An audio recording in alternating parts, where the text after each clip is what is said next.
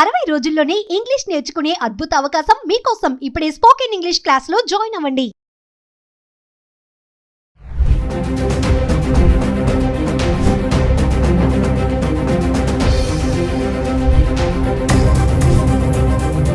Hello viewers, welcome back to Suman TV.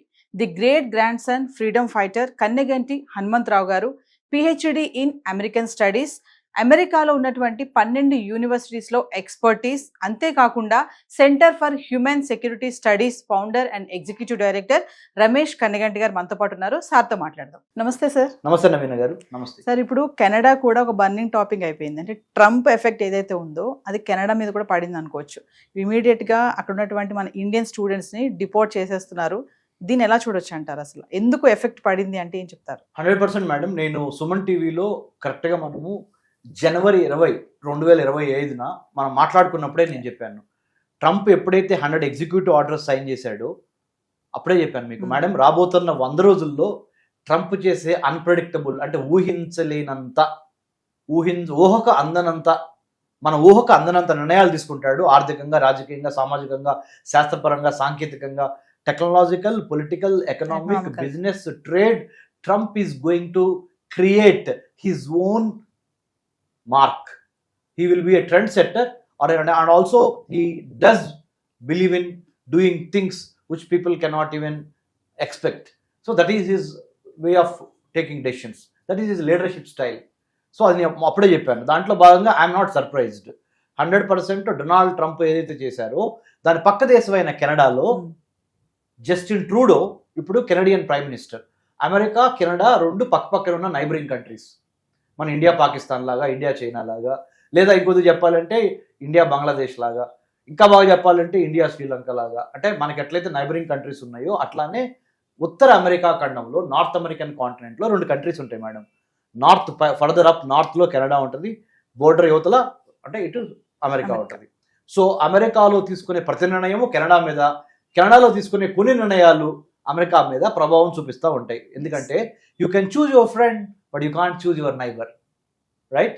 So Donald Trump తీసుకున్న నిర్ణయం ఏదైతే ఉందో, ఇల్లీగల్ ఇమిగ్రెంట్స్ని ఆయా దేశాలకి బలవంతంగా బై ఫోర్స్ ఐఎమ్ డిపోర్టింగ్, అంటే ఒక ఏరోప్లేన్లో కూర్చోబెట్టి మిమ్మల్ని మీ దేశాలకి పంపించేస్తున్నాను, అవసరమైతే సంకెళ్ళు వేసి, హ్యాండ్ కఫ్డ్.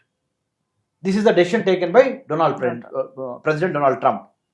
ఆబ్వియస్లీ నేను చెప్పాను, అమెరికా తీసుకున్న నిర్ణయం, United States of American president తీసుకున్న నిర్ణయాన్ని not only Canada but also in the days to come UK కూడా స్టార్ట్ చేసింది, Australia, New Zealand and many other countries, Japan, South Korea, many other Gulf countries, Gulf Cooperation Council countries, Iran, ఇవి ఉన్నాయి కదా మనకి, ఇటు Oman, Bahrain, Qatar, ఈ కంట్రీస్తో పాటుగా Saudi Arabia తప్పనిసరిగా వాళ్ళు కూడా ఫాలో అవుతారు. కాబట్టి ఇట్ ఈస్ ఎ క్యావియేట్ అంటే తెలుగులో హెచ్చరిక. ఇంకో పదము వార్నింగ్. ఏంటంటే మన ఇండియన్స్ ఎక్కడున్నా దయచేసి మీ డాక్యుమెంట్స్ ప్రాపర్గా ఉన్నాయా లేవా, మీ పాస్పోర్ట్ ఎక్స్పైర్ అవుతుందా, మీ వీసా ఎక్స్పైర్ అవుతుందా, మీరు సబ్మిట్ చేసిన financial documents to get visa to go to other countries like UK, USA, Canada, Germany, France, Australia, Japan, New Zealand, please cross check your documents one more time. Already if you have committed mistake, don't stay in that country, please come back.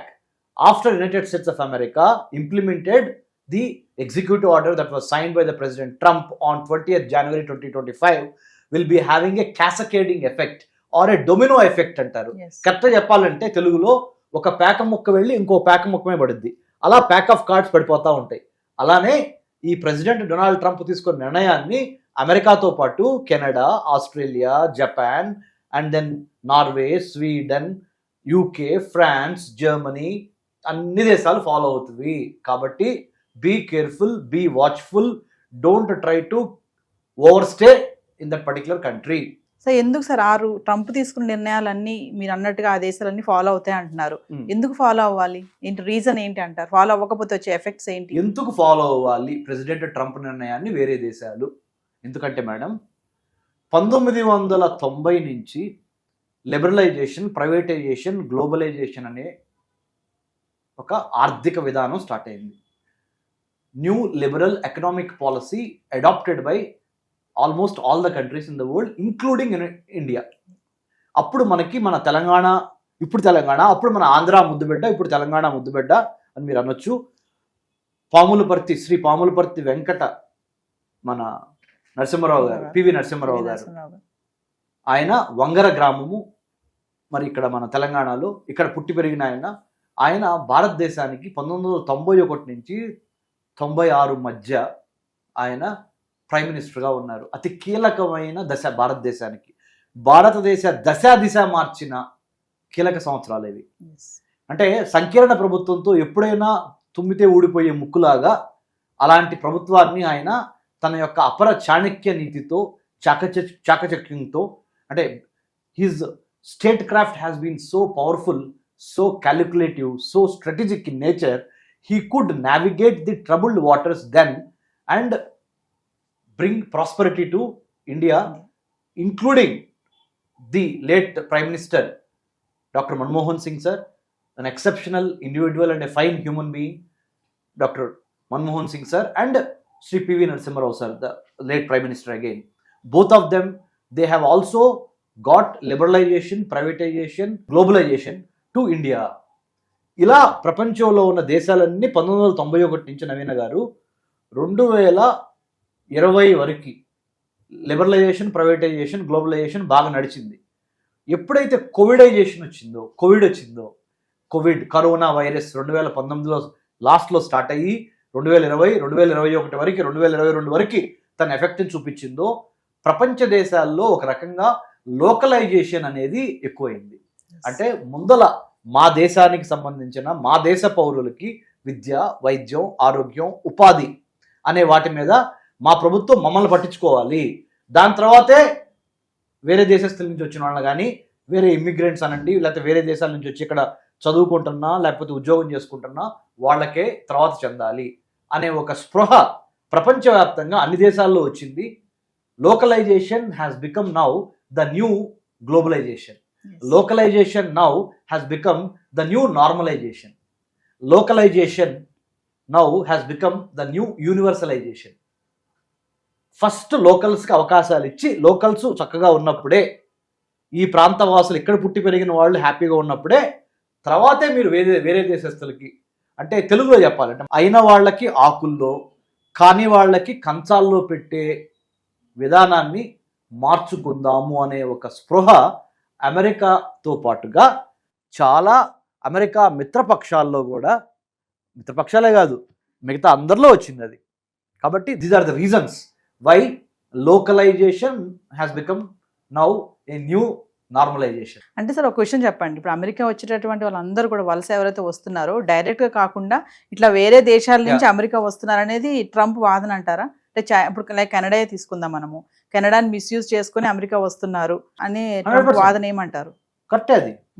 కెనడాని misuse చేసుకుని అమెరికాలోకి వెళ్ళిన వాళ్ళు చాలా మంది India నుంచి, చాలా మంది ఉత్తరప్రదేశ్, హర్యానా, కేరళ, కొంతమంది ఆంధ్ర, తెలంగాణ, పంజాబ్ నుంచి చాలా ఎక్కువ మంది కెనడాకు వెళ్ళి కెనడాలో చదువుకోవటానికని స్టూడెంట్ వీసా తీసుకుని వెళ్ళి ఫీజులు కట్టి కొద్దిగా కట్టి, కెనడాలో లిబరల్గా ఉంటాయి యూనివర్సిటీస్, అక్కడ అడ్మిషన్ తీసుకొని అక్కడికి వెళ్ళిన తర్వాత 2-3 నెలల తర్వాత ఆరోగ్య రీచో, క్లైమేట్ రీచో అనుకూలించట్లేదని చెప్పి అడ్మిషన్ క్యాన్సిల్ చేసుకొని డబ్బులు వాపస్ తీసుకొని, కెనడా లిబరల్ కంట్రీ అని చెప్పాను నేను, డబ్బులు వాపస్ తీసుకొని అక్కడ యూనివర్సిటీస్ మళ్ళీ వాపస్ ఇచ్చినాయి.